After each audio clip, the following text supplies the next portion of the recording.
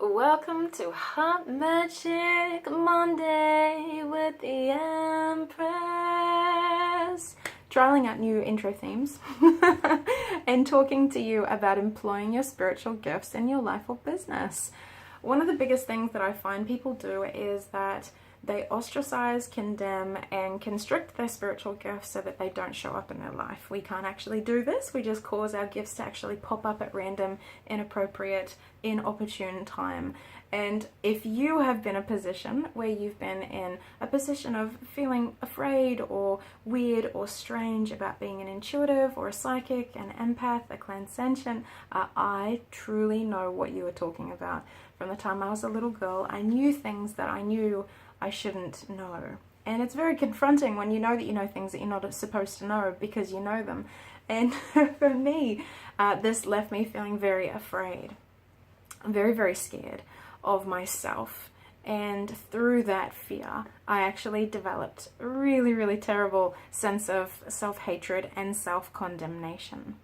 And that was actually at the root of my eating disorder that perpetuated for 17 years. So for me, I've been incentivized by polarized pain to actually own the truth of my spiritual gifts and actively employ them in my life.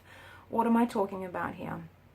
I'm talking about people who get premonitions of certain things happening in life, pregnancies, moves, new job opportunities, or the passing of a loved one or a friend.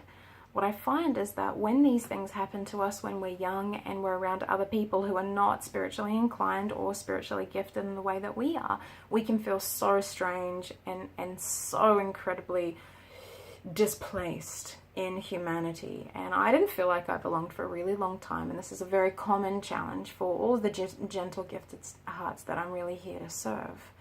What I now know is that by accepting and embracing and paying attention to our spiritual gifts is that they're actually there to bless us first and foremost, but they're actually there to allow us to be of service to others as well.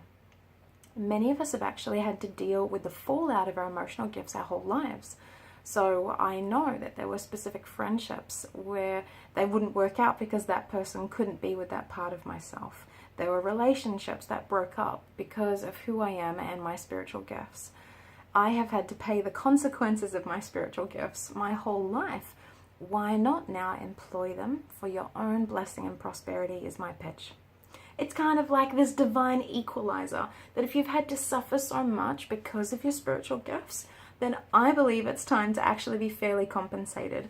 And I truly believe that all of us are meant to prosper in our truth. But when we've ostracized and rejected sacred elements of ourselves, or in other words, our own spiritual gifts, we're actually impoverishing ourselves. We're actually denying ourselves of the innate abundance and birthright that is ours. So in this video, I wanted to lovingly encourage you to acknowledge, yes, it's confronting and confusing to be spiritually gifted. Nevertheless, that is my truth. And as I accept and embrace that, I open myself up to be led and guided to peace and prosperity. That has been my path for the last 10 years, that as I've allowed myself to accept, own, and pay attention to my gifts, it has led me to good fortune. It has led me to fortuitous opportunities that have blessed me and my family immensely. It's allowed me to truly be of service.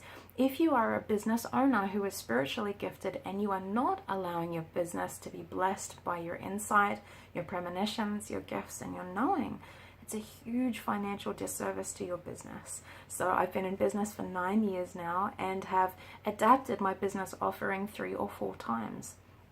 And what I now know is that in order to give the very best service, I actually need to allow my insight and my inner sense, my inner knowing to be something that I can bless and serve my clientele with. I would love to hear if you can relate to this. Have you cast out and demonized your own spiritual gifts? If you have, would you be willing to embrace them, accept them, and allow them to bless your life now? Please comment below and tell me what you think. If you have liked this video, I'd really appreciate it if you could give it a big thumbs up. Imagine if everyone in the world actually allowed themselves to accept and embrace their spiritual gifts. We would really not be shocked or surprised. There would be so many situations that could be avoided if we allowed ourselves to pay attention to that sacred guidance that I know we all have access to.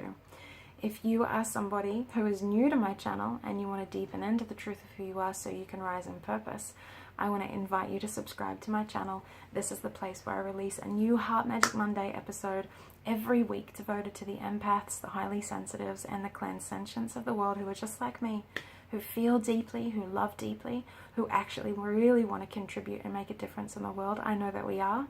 I know that you are, and I want to thank you for that.